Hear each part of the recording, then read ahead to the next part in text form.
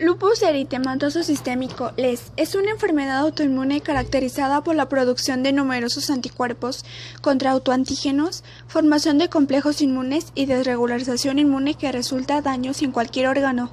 Afecta en un principio a la piel y a las articulaciones para luego avanzar sobre órganos vitales, elementos formes de la sangre y sistema nervioso central. Es una enfermedad muy heterogénea entre los distintos pacientes, es decir, prácticamente no hay dos pacientes con los mismos síntomas y cada persona tiene un patrón diferente de la enfermedad, en lo que en ocasiones dificulta el diagnóstico. Datos estadísticos nos dicen que el 90% de quienes sufren la patología son mujeres de entre 15 y 44 años de edad, según datos de la Fundación América de Lupus. Se estima que en México hay 20 casos por cada 100,000 habitantes, de los cuales el 90 son mujeres entre 20 y 45 años de edad. Lupus. Causas. El LES aparece cuando el sistema inmunitario ataca el tejido sano del cuerpo. Es probable que el LES derive de una combinación genética del entorno. En la mayoría de los casos se desconocen las causas del LES. Algunos posibles desencadenantes son los siguientes. La exposición al sol podría ocasionar lesiones del LES en la piel o desencadenar una respuesta interna en las personas propensas. La existencia de una infección puede iniciar el LES o provocar una recaída en algunas personas. Medicamentos como para la presión arterial, anticonvulsivos y antibióticos. Las personas que tienen LES inducido por medicamentos generalmente mejoran cuando los suspenden. En raras ocasiones los síntomas podrían persistir incluso después de haber suspendido el medicamento. Órganos y sistemas afectados. El lupus se caracteriza por episodios periódicos de inflamación y daño en las articulaciones, tendones, otros tejidos conectivos y algunos órganos, incluyendo corazón, pulmones, los vasos sanguíneos, el cerebro, los riñones y la piel. Los órganos más afectados son el corazón, los pulmones, los riñones y el cerebro, incluyendo el sistema nervioso central y otros sistemas como el urinario. El lupus afecta a todas las personas de manera diferente y los efectos de la enfermedad oscilan desde leves a severos. El lupus potencialmente puede ser mortal. ¿Qué efectos tiene sobre el sistema inmunitario? El lupus tiene varias formas, pero la más común es el lupus eritematoso sistémico. En el lupus eritematoso sistémico hereditario produce por error anticuerpos contra los tejidos del propio organismo. El ataque puede tener efectos generalizados, dañando la piel, las articulaciones, el corazón, los riñones y el cerebro. La enfermedad ataca sobre todo a las mujeres, por lo general a partir de los 20 a los 30 años, según la Fundación. Los investigadores hallaron evidencias de que en las personas con lupus, algunas de las células B del sistema inmunitario maduran de manera incorrecta, de forma que fomentan la inflamación en lugar de combatirla. Cuando una persona tiene lupus, el sistema inmunitario se descontrola y es incapaz de distinguir entre algunas de las células normales y sanas del propio organismo y los gérmenes que provocan infecciones. Por lo tanto, el sistema inmunitario responde fabricando autoanticuerpos que atacan a las células normales del cuerpo. ¿Cómo afecta el lupus al corazón? La enfermedad del corazón es la mayor complicación del lupus. Entre estas enfermedades se encuentran la pericarditis, la inflamación del pericardio, la miocarditis, que puede causar inflamación en el miocardio, la endocarditis, que usualmente causa que endurezca la superficie de la válvula del corazón o desarrolle lesiones con apariencia de verrugas. Estas lesiones se pueden infectar y esta condición se conoce como endocarditis bacteriana. La cardiopatía isquémica, en la que las arterias coronarias suministran oxígeno. Con el tiempo, las moléculas grasosas y otro material se adhieren a las paredes de los vasos sanguíneos y forman placa, que hace que los vasos sanguíneos se restrinjan y reducen el flujo de la sangre. ¿Cómo afecta el lupus al sistema pulmonar? El lupus puede afectar los pulmones de diferentes maneras. Puede involucrar el revestimiento de los pulmones, los mismos pulmones, los vasos sanguíneos dentro de los pulmones y el diafragma.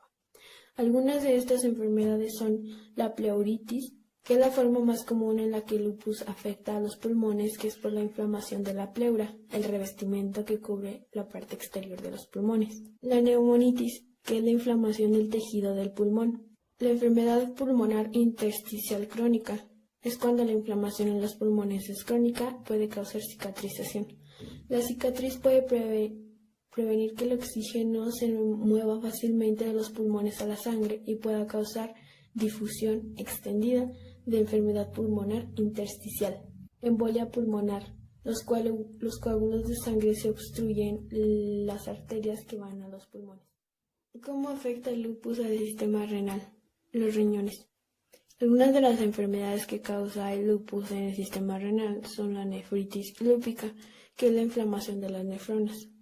La nefritis lúpica es la frase utilizada cuando el lupus causa inflamación en los riñones, por lo que no puede eliminar correctamente los desechos de la sangre o controlar la cantidad de líquidos en su cuerpo. Otros problemas renales relacionados con el lupus en los riñones son frecuente ardor al orinar, la retención de líquidos o incluso la pérdida funcional renal. Puede ser un efecto secundario de los medicamentos antiinflamatorios no esteroides y los medicamentos como la aspirina. Nefritis intersticial. La inflamación del tejido conjuntivo en el interior del glomérulo puede ser un efecto secundario de medicamentos o antibióticos antiinflamatorios. La trombosis y vasculitis son dos síntomas del lupus relacionados con la sangre que pueden dañar los riñones e incluso pueden causar insuficiencia renal. La cistitis. Cistitis lupus, la inflamación de la mucosa de la vejiga puede causar micción frecuente y se asocia con el malestar abdominal, incluyendo los vómitos y la pérdida de peso. Los medicamentos usados para tratar el lupus pueden causar signos o síntomas de la enfermedad del riñón que pueden confundirse con nefritis lúpica. ¿Cómo el lupus afecta al sistema nervioso central? La neblina lúpica o disfunción cognitiva. Tanto como la mitad de las personas con lupus relatan sentimientos de confusión, fatiga, pérdida de la memoria y dificultad para expresar sus pensamientos. Esta colección de síntomas se denomina disfunción cognitiva, aunque muchas personas lo llaman neblina lúpica. También pueden tener dolor de cabeza lúpico. Las personas con lupus pueden ser 2 veces más propensas a experimentar dolores de cabeza tipo migraña, conocidas como dolor de cabeza lúpico. ¿Cómo afecta el lupus al sistema nervioso periférico? Los nervios del sistema nervioso periférico controlan las respuestas motoras y sensación, así que los síntomas de entumecimiento o hormigueo o la inhabilidad de mover cualquier parte del cuerpo pueden resultar por el lupus que está afectando estos nervios. ¿Cómo afecta el lupus al sistema nervioso autónomo? El lupus puede causar que las señales nerviosas se sobreactiven, llevando a una gran variedad de síntomas como los siguientes: entumecimiento, ardor, hormigueo, confusión mental, dolores de cabeza y problemas gastrointestinales como náusea, vómito, estreñimiento o diarrea. Grupo de población que afecta.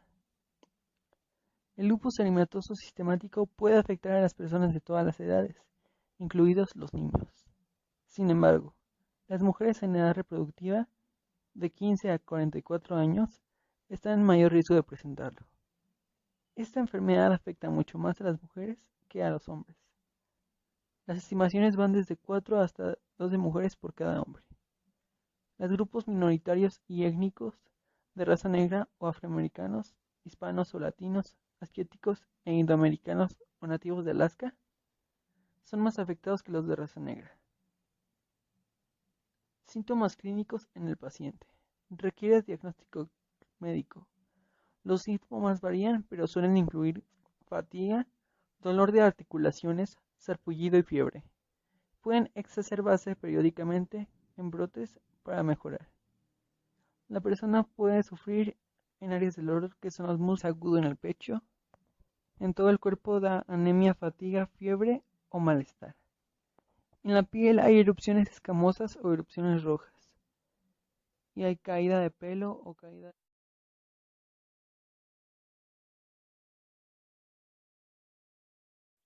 Alteraciones en los órganos involucrados. Manifestaciones cutáneas y mucosas. Se caracteriza por la presencia de placas o nódulos de urticaria de color rosado a violáceo, que no se cicatrizan, algunos anulares en las áreas expuestas a la luz, en articulaciones. Cerca del 90% de los pacientes presenta síntomas articulares, desde artralgias intermitentes hasta poliartritis aguda. Tejido linfoide. Es frecuente la adenopatía generalizada, en especial en niños, adultos, jóvenes y en pacientes de raza negra. Sin embargo, no es frecuente una adenopatía mediastínica. El 10% de los pacientes presenta esplenomegalia en la sangre, anemia, hemolítica autoinmunitaria, leucopenia y trombocitopenia. En algunos casos, trombocitopenia autoinmunitaria que pone en riesgo la vida. En los riñones, las lesiones renales varían desde una glomerulonefritis focal benigna hasta una glomerulonefritis membranoproliferativa, potencialmente fatal. Las manifestaciones más frecuentes incluyen proteinuria, sedimento urinario normal con cilindros eritrocitarios y leucocitos, hipertensión y edema. En el sistema nervioso, se pueden identificar también cefaleas, cambios en la personalidad, accidente cerebrovascular isquémico, hemorragia subaracnoidea, convulsiones, psicosis, meningitis aséptica, neuropatías periféricas y craneales, mielitis transversa, corioatetosis o disfunción cerebelosa. En los pulmones, incluye pleuresía recurrente, acompañada o no de derrame pleural, embolia pulmonar, la hipertensión pulmonar y el síndrome del pulmón encogido. En el corazón, las complicaciones cardíacas incluyen pericarditis, la más frecuente, y miocarditis. Estudios de laboratorio para el diagnóstico, análisis de orina, resultados cilindros clínicos, proteinuria. Estudio, hemograma completo, resultados valores bajos de leucocitos, hematías, plaquetas y sueros sanguíneos. Estudio complementos, resultados bajos niveles de C4, proteína C reactiva, resultados niveles altos. Velocidad de sedimentación, resultados elevados. Estudio análisis del tiempo de protombina, resultados IIN por encima de 1.1. Estudio análisis de anticuerpos antinucleares, resultados estudio positivo de anticuerpos antifosfolípidos. Pronóstico. Durante la última década, la expectativa de vida de las personas con lupus eritematoso sistémico ha mejorado notablemente. La mayoría de las personas afectadas lo presenta en forma leve y su curso es benigno. La tasa de supervivencia a 10 años es de un 85%. Los pacientes con compromiso cardíaco, pulmonar, neurológico, renal, tienen una tasa de supervivencia mucho menor. La mayoría de los pacientes que tienen una vida normal, pero solo un bajo porcentaje desarrolla complicaciones serias.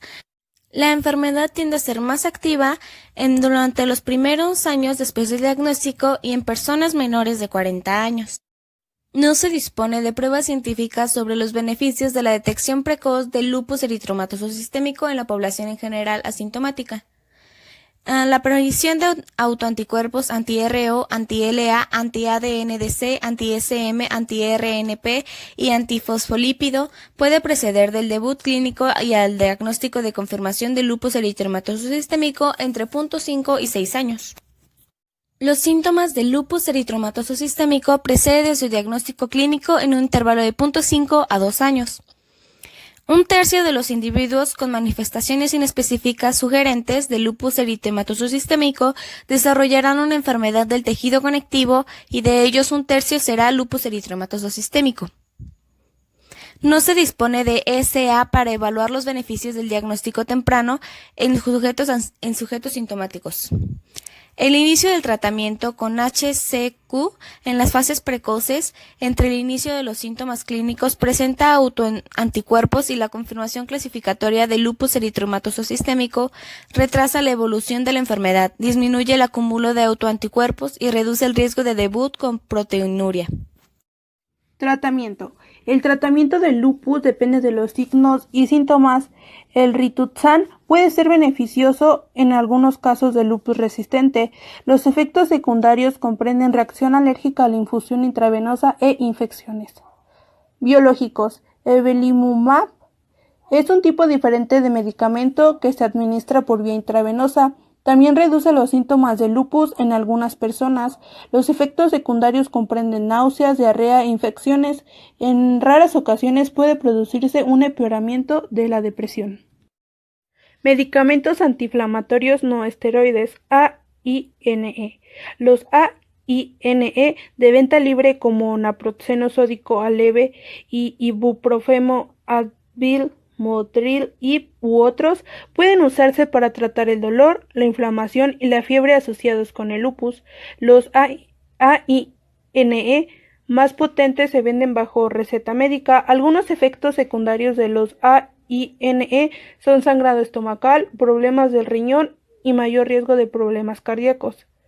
Medicamentos antipalúdicos. Algunos medicamentos que se usan frecuentemente para tratar la malaria, como la hidroxicloroquina, afecta el sistema inmunitario y puede ayudar a disminuir el riesgo de que se presenten exacerbaciones del lupus. Los efectos secundarios consisten en malestar estomacal y, en muy raras ocasiones, daño a la retina del ojo. Se recomienda someterse a exámenes de la vista periódicos mientras se toman estos medicamentos. Corticosteroides. La prednisona y otros tipos de corticosteroides pueden contrarrestar la inflamación causada por el lupus. Se suele utilizar dosis altas de esteroides como la metilprednisolona para controlar enfermedades graves que comprometen los riñones y el cerebro. Los efectos secundarios comprenden aumento de peso, tendencia a la formación de hematomas, debilitamiento de los huesos, osteoporosis, presión arterial alta, diabetes y mayor riesgo de contraer infecciones. El riesgo de sufrir efectos secundarios aumenta cuando se aumenta la dosis y la duración de la terapia. Inmunodepresores. Los medicamentos que inhiben el sistema inmunitario pueden ser útiles en los casos graves de lupus. Algunos ejemplos son la azatioprina, el micofenato de mofetilo y el metotrexato. Algunos posibles efectos secundarios son de mayor riesgo de infecciones, daño hepático, disminución de la fertilidad y mayor riesgo de padecer cáncer. Les presentaremos el caso clínico de Fernando Gutiérrez Salazar, de sexo masculino, de 18 años de edad, estudiante, procedente de Andahuaylas, sin antecedentes patológicos. Sus síntomas de inicio: cuadro clínico 8 meses antes del ingreso a hospitalización, con dolor y tumefacción de ambas rodillas. Evolución del padecimiento: 5 meses antes del ingreso aparecieron dolor, tumefacción y limitación funcional en las articulaciones metacarpofalángicas, interfalángicas proximales, muñeca y codo, siendo estos síntomas más intensos por las mañanas y durante de 60 a 90 minutos. El paciente además presentaba compromiso de columna cervical con dolor y limitación funcional a la flexión, extensión y rotación lateral. 4 meses antes del ingreso, las artralgias se intensificaron, llevando al paciente a la postración en cama, motivo por el cual es internado en hospital. Durante su hospitalización persistió con limitación funcional, dolor y tumefacción de articulaciones, dándose de alta con leve mejoría. Se le ingresó luego sensación de alza térmica no cuantificada que se mantuvo en forma remitente. 5 días después, antes del ingreso, se agregaron los síntomas descritos, además de ambos miembros inferiores con lesiones palpables en tercio inferior de pierna y parte dorsal a pie. Al ingreso refería hiporexia y disminución ponderal de 10 kilogramos en los últimos 4 meses, piel pálida, lecho unguial con cianosis y frialdad acral, además lesiones purpúricas palpables en tercio inferior en pierna derecha, mucosa bucal, no presentaba lesiones ulceradas no dolorosas, se le palpaba ganglios linfáticos de 1.5 por 1 centímetro móviles, de consistencia aumentada, nopetrios no dolorosos en axilas, ingles y epitrócleas. Exámenes de laboratorio y gabinete. Al examen del sistema osteomiorticular se encontró dolor, tumefacción de partes blandas y limitación funcional bilateral en articulaciones IFT proximales, muñecas, codos, MTF, tobillos y rodillas. Además se evidenció desviación cubital en ambas muñecas. En tórax y pulmones el examen fue normal. Los ruidos cardíacos fueron rítmico y de intensidad adecuado. En soplo holosistólico multifocal, pulsos periféricos presentes.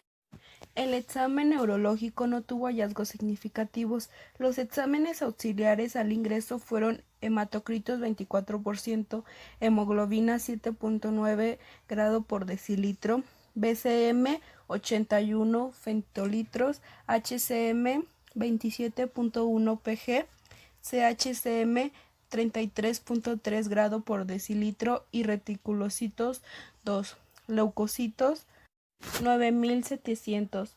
El frotis de sangre periférica reveló hipercromia positivo, anisocitis positivo, autohemaglutinación positivo, leucocitos y plaquetas normales. En bioquímica tuvo glicemia de 84 miligramos por decilitro, urea 35 miligramos por decilitro, creatinina y bilirrubina totales 0.21 miligramos por decilitro. Se encontraron negativos los exámenes gota gruesa, antígeno australiano, prueba rápida de VIH-Sida y 5 coloraciones bacilo Koch en esputo. En los exámenes de orina se realizó exámenes auxiliares generales y se descartó cuadros infecciosos. En cuanto al diagnóstico por imágenes, se realizó una ecografía abdominal superior, en la cual se encontró hígado aumentados de tamaño 29.9 centímetros, con bordes uniformes, parenquima aumentado en ecogenicidad, sin tumores ni colecciones. El paciente fue sometido a electromiografía en la que se encontró signos de mononeuritis múltiple y miopía inflamatoria. Por este motivo se tomó biopsia de nervio sural, donde no se encontró evidencia de vasculitis. Se realizó el diagnóstico de lupus eritematoso sistémico, tras lo cual y en vista de la evolución clínica se realizó biopsia renal, en que se encontró compromiso por LES, descrita como glomerulonefritis proliferativa difusa tipo 4A. Tratamiento.